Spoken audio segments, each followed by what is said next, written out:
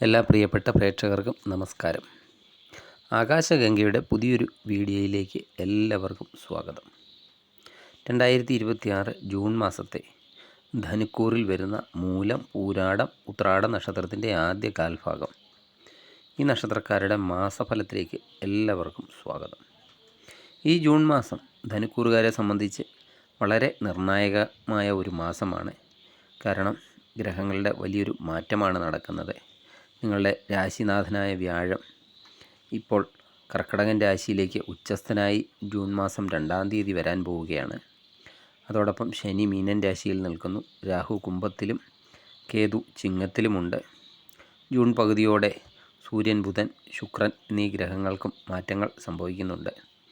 ഈ സവിശേഷമായ ഗ്രഹസ്ഥിതി നിങ്ങളുടെ തൊഴിൽ, ബിസിനസ്, സാമ്പത്തികം, കുടുംബജീവിതം, വിദ്യാഭ്യാസം, ആരോഗ്യം എന്നിവയെ എങ്ങനെ ബാധിക്കും, എന്തൊക്കെ മുൻകരുതലുകളാണ് ജൂൺ മാസത്തിൽ എടുക്കേണ്ടത് എന്നതിനെപ്പറ്റിയാണ് ഇന്നത്തെ വീഡിയോ മുഴുവനായും കാണാൻ ശ്രമിക്കുക.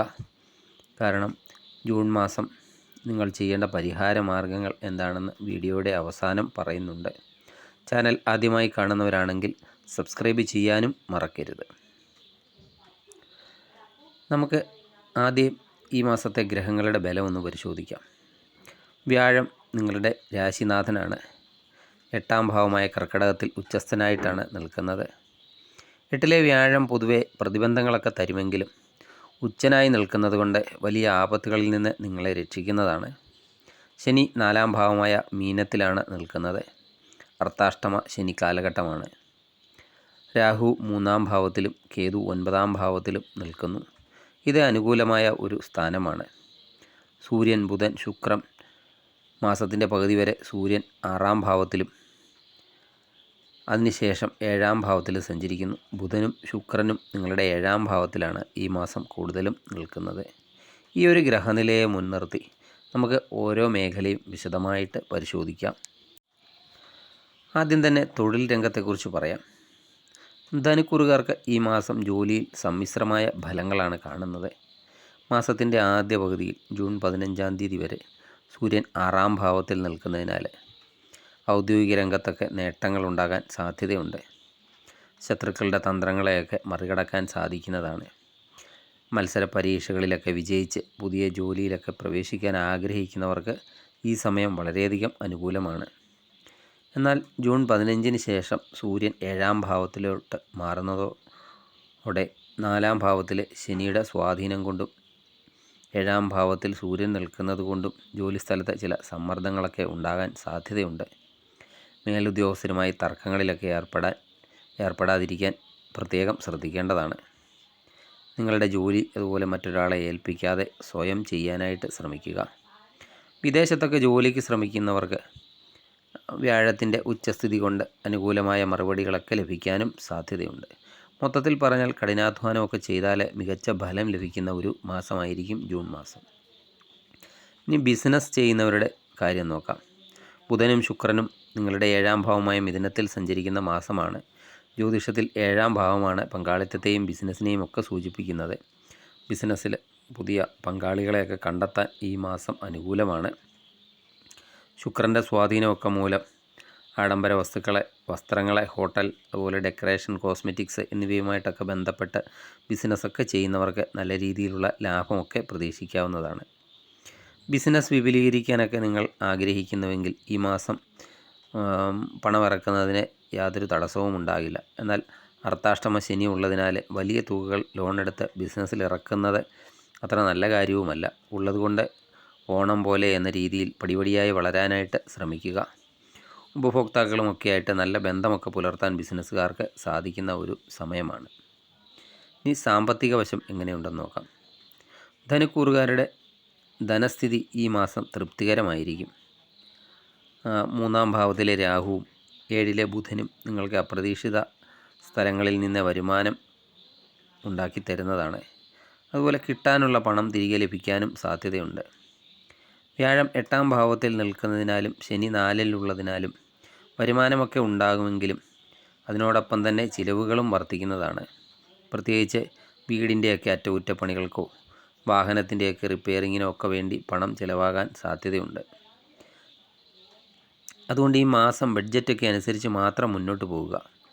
ആർക്കെങ്കിലും വലിയ തുകയൊക്കെ കടം കൊടുക്കുന്നതിന് മുൻപേ 2 തവണ ചിന്തിക്കുക. കാരണം ആ പണമൊക്കെ തിരികെ കിട്ടാനും വൈകിയേക്കാം.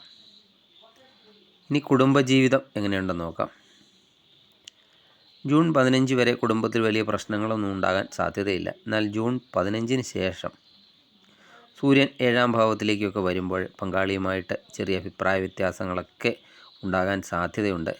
വിട്ടുവീഴ്ച മനോഭാവമൊക്കെ കാണിച്ചാൽ വലിയ പ്രശ്നങ്ങളൊന്നുമില്ലാതെ മുന്നോട്ട് പോകാൻ സാധിക്കുന്നതാണ്. 7-ാം ഭാവത്തിൽ ശുക്രനും ബുധനുമൊക്കെ നിൽക്കുന്നത് 7-ാം ഭാവത്തിൽ ശുക്രനും ബുധനുമൊക്കെ നിൽക്കുന്നത് വിവാഹം ആലോചിക്കുന്നവർക്ക് നല്ല ആലോചനകളൊക്കെ കൊണ്ടുവരുന്നതാണ്. പ്രണയിക്കുന്നവർക്ക് അത് വിവാഹത്തിലേക്കൊക്കെ എത്തിക്കാൻ അനുകൂലമായ സമയമാണ്. 9-ലെ കേതു നിമിത്തം മാതാപിതാക്കളുടെയോ മുതിർന്നവരുടെയോ ഒക്കെ ആരോഗ്യകാര്യത്തിൽ കൂടുതൽ ശ്രദ്ധയും ആവശ്യമായി വരുന്നതാണ്. അവരുമായി തർക്കങ്ങളിലൊന്നും ഏർപ്പെടുകയും ചെയ്യരുത്. സഹോദരങ്ങളിൽ നിന്നും സുഹൃത്തുക്കളിൽ നിന്നുമൊക്കെ നല്ല പിന്തുണയും ഈ മാസം നിങ്ങൾക്ക് ലഭിക്കുന്നതാണ്. ഇനി വിദ്യാർത്ഥികളുടെ കാര്യമെടുത്താൽ മിഥുനത്തിലെ ബുധൻ നിങ്ങളുടെ ബുദ്ധിയെയും ചിന്താശേഷിയും ഒക്കെ ഉണർത്തുന്നതാണ്. പഠനത്തിലൊക്കെ കൂടുതൽ ശ്രദ്ധയൊക്കെ കേന്ദ്രീകരിക്കാൻ സാധിക്കുന്നതാണ്. പ്രത്യേകിച്ച് കൊമേഴ്സ്, അക്കൗണ്ടിങ്, അതുപോലെ കമ്പ്യൂട്ടർ സയൻസ്, മാധ്യമപ്രവർത്തനം എന്നിവയൊക്കെ പഠിക്കുന്ന വിദ്യാർത്ഥികൾക്ക് ഈ മാസം വളരെയധികം മികച്ചതായിരിക്കും. എന്നാൽ 4-ാം ഭാവത്തിലെ ശനിയുടെ ദൃഷ്ടി ഉള്ളതിനാൽ ചില സമയങ്ങളിൽ അലസതയോ മനസ്സൊക്കെ ചഞ്ചലപ്പെടുന്നതോ ആയൊക്കെ അവസ്ഥ ഉണ്ടായേക്കാം. സോഷ്യൽ മീഡിയയുടെയും മൊബൈൽ ഫോണിൻ്റെയൊക്കെ ഉപയോഗമൊക്കെ കുറച്ച് പഠനത്തിലൊക്കെ കൂടുതൽ ശ്രദ്ധിച്ചാൽ മികച്ച വിജയമൊക്കെ ഈ മാസം കരസ്ഥമാക്കാൻ സാധിക്കുന്നതാണ്. ഉപരിപഠനത്തിന് വിദേശത്തൊക്കെ പോകാൻ ആഗ്രഹിക്കുന്നവർക്ക് അനുകൂലമായ വഴിയൊക്കെ തെളിയുന്നതുമാണ്. ഇനി ആരോഗ്യകാര്യം എങ്ങനെയുണ്ടെന്ന് നോക്കാം. വ്യാഴം 8-ാം ഭാവത്തിൽ നിൽക്കുന്നതും ശനി 4-ാം ഭാവത്തിലൊക്കെ നിൽക്കുന്ന കാലഘട്ടമായതിനാൽ ആരോഗ്യകാര്യത്തിൽ അശ്രദ്ധയൊന്നും പാടില്ല. വലിയ രോഗങ്ങളൊന്നും കാണുന്നില്ലെങ്കിലും ചില ചെറിയ ബുദ്ധിമുട്ടുകളൊക്കെ ഉണ്ടായേക്കാം. ദഹന സംബന്ധമായ പ്രശ്നങ്ങൾ, അതുപോലെ വയറ് സംബന്ധമായ പ്രശ്നങ്ങളൊക്കെ വരാൻ സാധ്യതയുള്ളതിനാൽ അതൊക്കെ ശ്രദ്ധിക്കേണ്ടതാണ്. ശനിയുടെയൊക്കെ സ്വാധീനം മൂലം അസ്ഥി സംബന്ധമായ വേദനയോ അല്ലെങ്കിൽ ശരീര ക്ഷീണമോ ഒക്കെ തോന്നാം. ഡ്രൈവിങ്ങിലൊക്കെ ഒരു പ്രത്യേക ശ്രദ്ധ വേണം. ദൂരയാത്രകളൊക്കെ ചെയ്യുമ്പോൾ ശ്രദ്ധിക്കേണ്ടതാണ്. മാനസിക സമ്മർദ്ദമൊക്കെ കുറയാൻ യോഗയോ ധ്യാനമോ ഒക്കെ ചെയ്യുന്നത് വളരെയധികം നന്നായിരിക്കും. ധനുക്കൂറുകാർക്ക് ജൂൺ മാസം മിശ്രഫലങ്ങളാണ് നൽകുന്നത്. എങ്കിലും പേടിക്കേണ്ട ഒരവസ്ഥയുമില്ല. ദോഷഫലങ്ങളൊക്കെ കുറയ്ക്കുന്നതിനായി ചില പരിഹാരങ്ങളൊക്കെ ചെയ്യാവുന്നതാണ്. നിങ്ങളുടെ രാശിനാഥനായ വ്യാഴത്തിൻ്റെ പ്രീതിക്കായിട്ട് വ്യാഴാഴ്ചകളിൽ വിഷ്ണു സഹസ്രനാമം ജപിക്കുകയോ വിഷ്ണു ക്ഷേത്ര ദർശനം നടത്തുകയോ ചെയ്യുക. വിഷ്ണു സഹസ്രനാമം ജപിക്കാൻ സാധിക്കാത്തവരാണെങ്കിൽ വിഷ്ണു സഹസ്രനാമം കേൾക്കുന്നതും ഗുണം ചെയ്യുന്നതാണ്. ശനിയുടെ ദോഷം മാറാൻ ശനിയാഴ്ചകളിൽ ശാസ്താവിനെയോ ഹനുമാൻ സ്വാമിയോ ഒക്കെ ഭജിക്കുക. അതുപോലെ ശാസ്താക്ഷേത്രത്തിൽ നീരാഞ്ജനം, എള്ളുതിരി എന്നീ വഴിപാടുകളൊക്കെ കഴിക്കുന്നതും വളരെയധികം നല്ലതാണ്. ബുധനാഴ്ചകളിൽ പച്ച വസ്ത്രമൊക്കെ ധരിക്കുന്നത്, അതുപോലെ പച്ച നിറത്തിലുള്ള സാധനങ്ങളൊക്കെ ദാനം ചെയ്യുന്നതും ബുധൻ്റെ പ്രീതി വരുത്തുന്നതിന് നല്ലതാണ്. അത് ബിസിനസ്സുകാർക്കൊക്കെ കൂടുതൽ ഗുണം ചെയ്യുന്നതാണ്. ആത്മവിശ്വാസത്തോടെയൊക്കെ മുന്നോട്ട് പോവുക. ഈ മാസം നിങ്ങൾക്ക് എല്ലാവിധ നന്മകളും ഐശ്വര്യങ്ങളും ഒക്കെ ഉണ്ടാകട്ടെ എന്ന് പ്രാർത്ഥിക്കുന്നു. വീഡിയോ ഇഷ്ടമായെങ്കിൽ ലൈക്ക് ചെയ്യാനും നിങ്ങളുടെ സുഹൃത്തുക്കളിലേക്ക് ഷെയർ ചെയ്യാനും മറക്കരുത്. ചാനൽ സബ്സ്ക്രൈബ് ചെയ്യാത്ത വീഡിയോ കാണുന്നവരാണെങ്കിൽ ദയവായി സബ്സ്ക്രൈബ് ചെയ്ത് കാണുക. മറ്റൊരു വീഡിയോയുമായി വീണ്ടും കാണാം. നന്ദി, നമസ്കാരം.